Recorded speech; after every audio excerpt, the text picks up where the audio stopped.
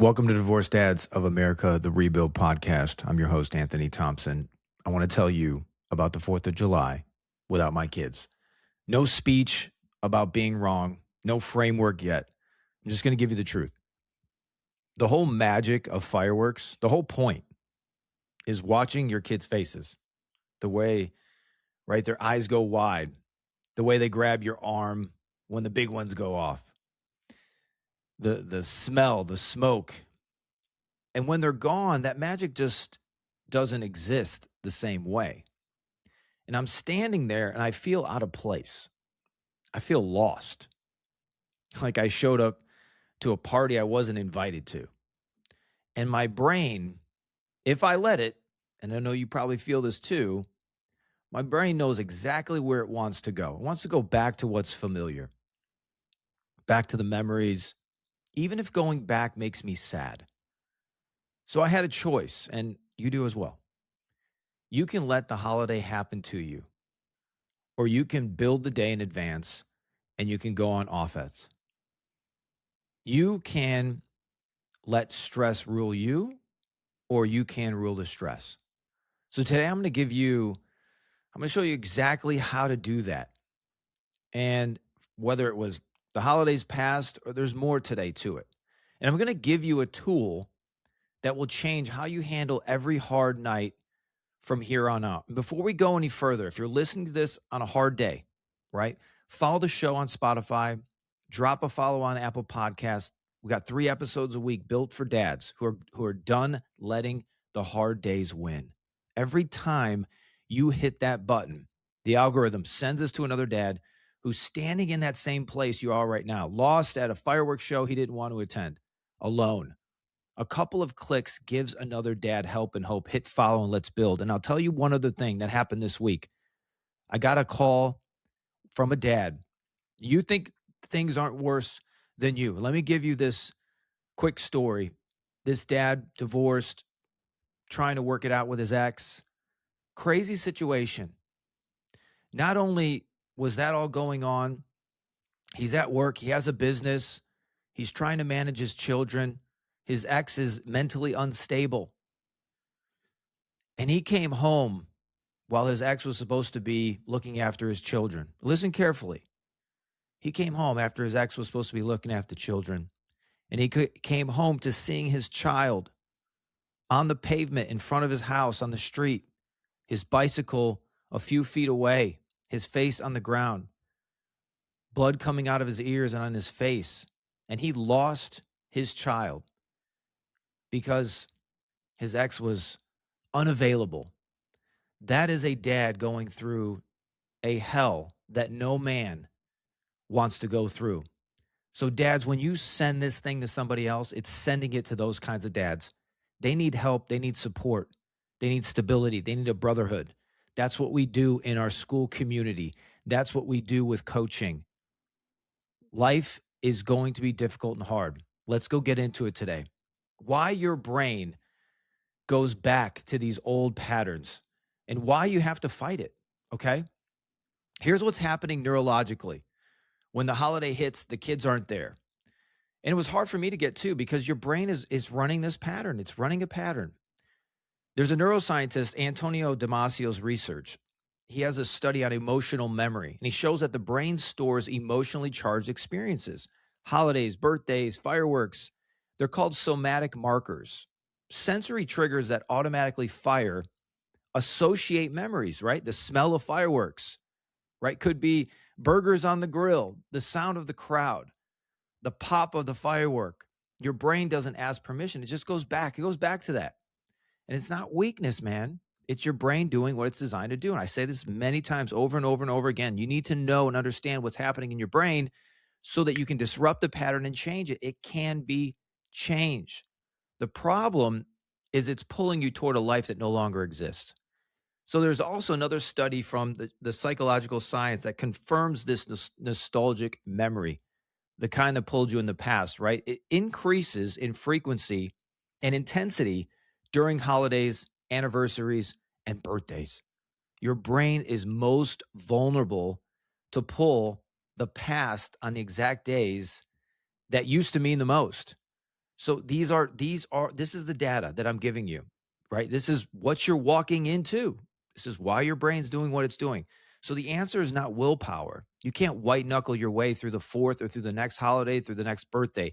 The answer is a system. And I'm going to talk about drifters and builders at the end, but I want you to think about drifters and builders and intentionality. And I'm going to give you this menu that I've been talking about in our school community. I've been talking with some of our one-on-one clients. And this menu idea for me has really changed so much. And I want to give it to you today. I call it the positive menu. And I've been walking dads through it because it's a really great picture, right? The concept is this. When you sit down at a restaurant, you don't have to decide what to eat from scratch, right? The menu exists. The thinking is already done for you. You just choose what's in front of you on that menu. Now, when you're alone on a hard night, say it's the 4th of July, maybe it's a Sunday without your children, maybe it's a birthday, it hits different.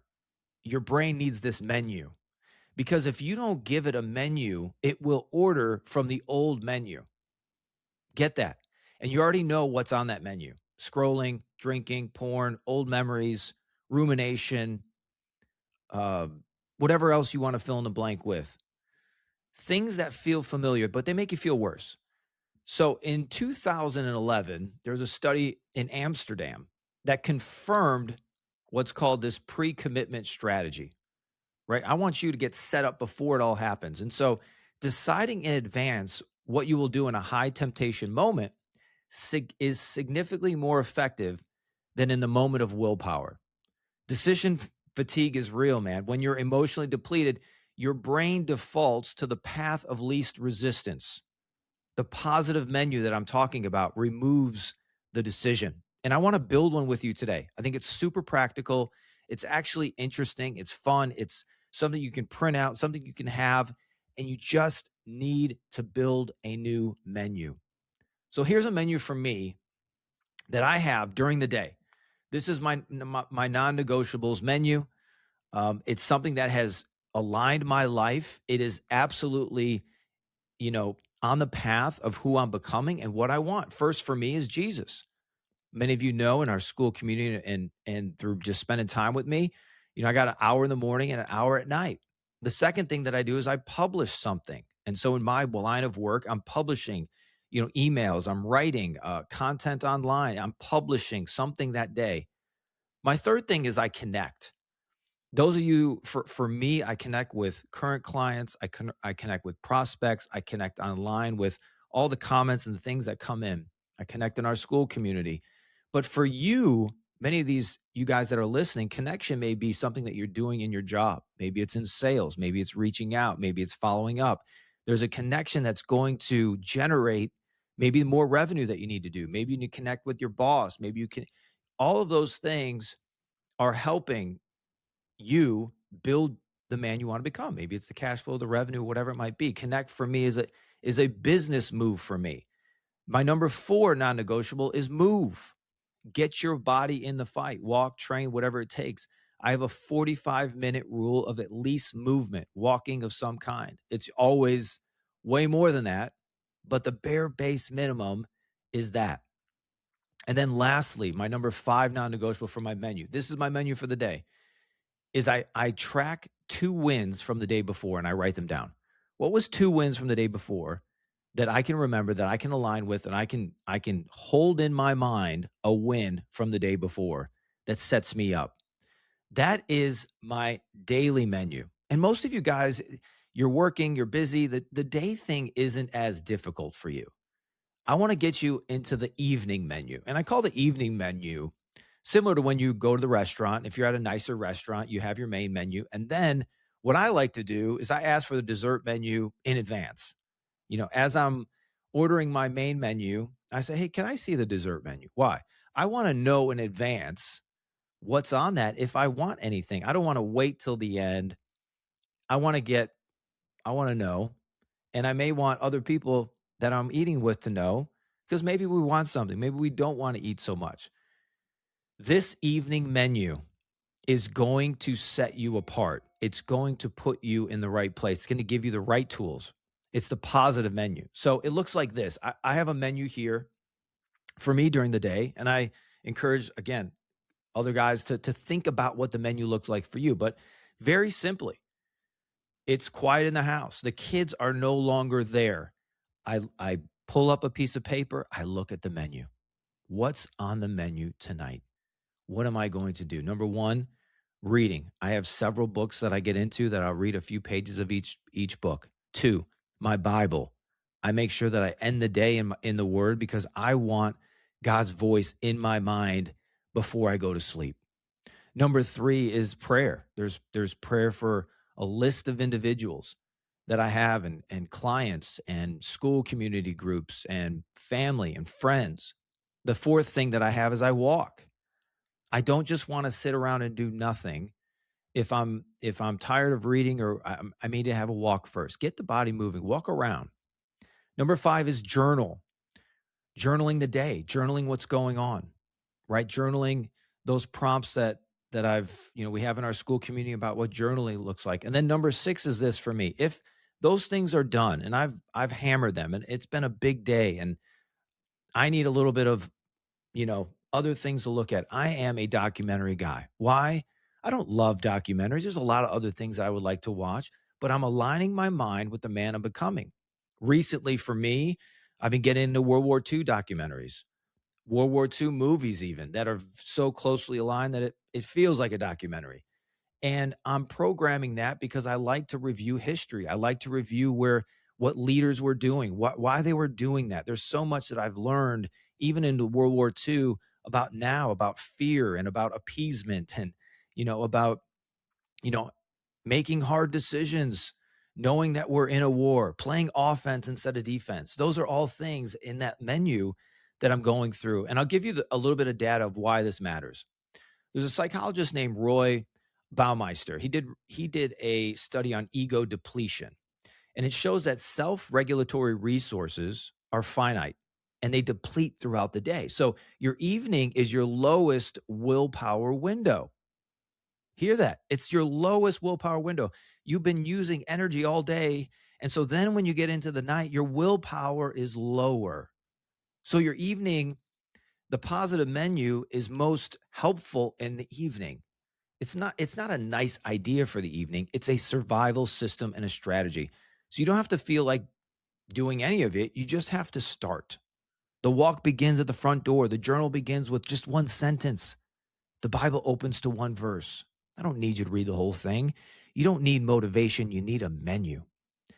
Now, here's how we go on offense.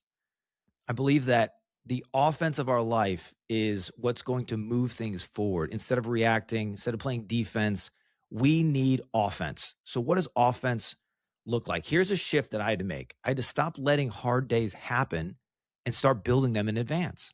So on the fourth, I don't allow my mind to replay what I don't have. I build for the man I'm becoming. I go to bed early. I hit walks. I watch videos of guys who held the line in the worst conditions in human history. And I remind myself, if they could do it, I can do this. I get accountable to that. I get accountable to my plan. And again, there's so much research around this as well. And you need to know that because you're not doing this alone. This isn't something that's like, oh, try this. It is, fellas, I'm on the other side. I'm throwing you a rope. I'm giving you the shortest distance possible for the maximized growth for your life. The 4th of July, it's not a loss. I believe it's a preparation for you. If you're hearing this, this is a nudge that you'd never do that same old menu again. This is for the man that's building for your children. It's building for your legacy. It's building for your life. Ecclesiastes in 3 has a great verse. It says there's a time for everything and a season for every activity under heaven. This is your season of building, man, not your season of arriving. Builders understand the difference. Drifters confuse the two. And you've got to know that this is going to take little by little, step by step. You're not going to get a six-pack abs overnight.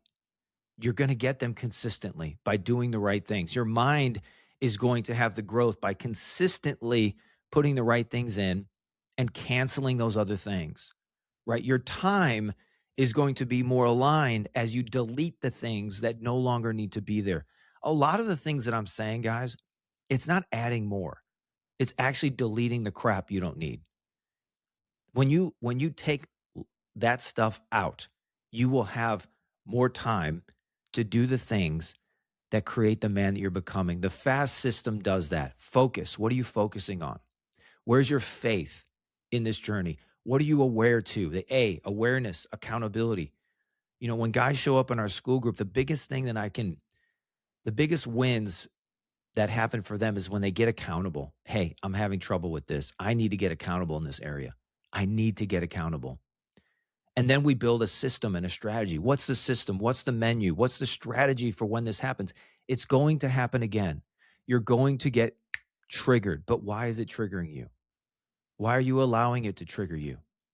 Why are you allowing to always say everything is hard? Life is hard. It is going to be hard. You have to own that before you build through it. Until you own it, you will continue to be walking on this hobbled leg of victimhood. And victimhood is what's going to keep you slow. It's going to keep you in the past. It's going to keep you never reaching your full potential, never reaching the things that you have in your heart. And that's the nudge I have for you. And so let me close with this. Here's the difference between a builder and a drifter on the hard days. A drifter lets the holiday arrive and then reacts to what he feels, right? He sits in the silence and lets his brain take him back to what no longer exists. He scrolls, he drinks, he replays, and Monday morning he wakes up further behind than he was on Friday. But here's what a builder does. A builder builds the day before the day arrives. He's got a menu. He knows what he's having for dinner before he sits down. He goes on offense with his life, his thoughts, his habits, his intentions, because he already knows what his brain wants if he doesn't. And what his brain wants will keep him stuck. So he builds instead. He walks, he reads, he prays, he journals. He watches men who held the line and reminds himself, I am that man. The kids are coming back, and when they do, they are coming home to a builder. That's who you are. That's who you're becoming. So I want to tell you, let's build. If this episode hits you, if it was a nudge, build your positive menu today. Write it down. Main menu, evening menu. Share this episode with a dad who's going to need it on a hard night this week. Follow the show on Spotify or Apple if you can. Leave a review. That's helpful. That throws this thing out. And find us in the community, man, our school group. The link is in the show notes. And again, I always say this too. Those of you guys that are in business, you have a business or you're a high-level executive, reach out, apply to work one-on-one. If you want to go where you've never gone, you got to do things you've never done.